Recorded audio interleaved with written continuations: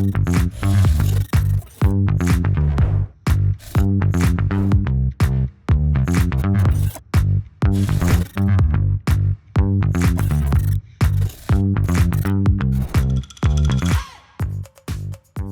guys, Andrew Muller here at the New American Magazine. We're here with Sonny, and we were talking about Trump and America and climate change and what people thought. So just thought we'd ask him on tape. So Sonny, what do you think about Donald Trump? He didn't send a delegation to this COP. He said climate change was a hoax. He said actually on Wednesday that people who push the climate conspiracy need to be prosecuted. What do you make of this? What are your thoughts? So to be honest, right, the world doesn't listen to Trump. Everyone who knows anything about science and about education and about an informed opinion doesn't listen to Trump. He's the laughingstock of the world. All the literature speaks to confirm climate change. In fact, that's no longer even a debate. Our debate should be about what we do about it. And even if Bill Gates says there's more important issues, they have vested interests. We don't expect the COP to come out with a very revolutionary statement because there's vested interest here at COP. The fossil fuel industry is very, very well represented here. I think they outnumber the negotiators maybe 3-1. So it's important that civil society organizes itself and that the voices of indigenous people, the global south particularly, be heard. And if people in the global north deny climate change, well, we will be sending you our letter of demand soon, and this is the demand. Pay reparations, cancel the debt, justice for the colonized. That's what that says there. Yeah. So what do you think we should do with somebody like Trump? He's obviously getting in the way of this negotiation. He's not sending his delegation here. The U.S. pays over 1/3 of the UN's annual budget. Like, how do we get past that? Well, it's up to the voters in the United States to do something about it. And they have ample opportunity even to impeach him, right? Doesn't he appear regularly in the Epstein tapes and in the Epstein revelations? So it's up to informed voters in the United States to do it.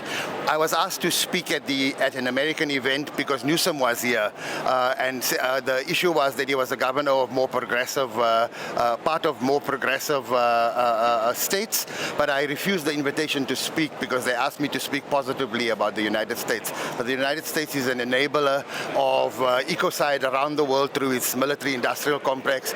It's an agitator and a participant in the Gaza genocide. So, yeah, it's Americans must wake up to the reality that they are being led back into the dark ages by leaders who are captured. And if they have a desire to change the world positively, then they have to do away with the current leadership that has just made, in fact, the United States the laughingstock of the world. Yeah. So I want to address something, ask you about your shirt. So it says, pay reparations, cancel the debt, justice for the colonizers. How do you get to that point? So it's very, very important, right? The mechanism already exists. The global south, particularly Africa, is heavily indebted.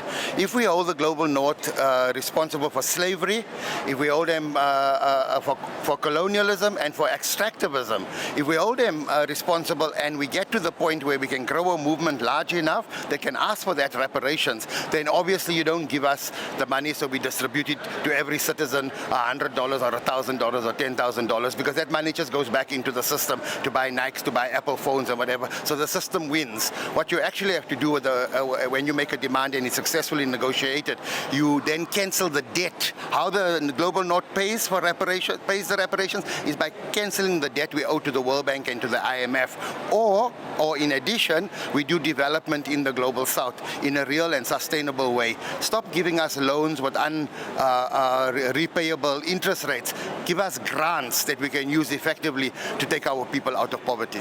Okay, so I want to go back to Newsom because you mentioned him. He came. Yeah. He was really one of the biggest figures from the United States to attend this COP. You said you got an invite to speak to an American group. You rejected it. What do you think about Gavin Newsom? He said Trump was an invasive species. In the United States, a lot of people are speculating that he's going to run for president. What are your thoughts on Gavin Newsom and his appearance here at COP30?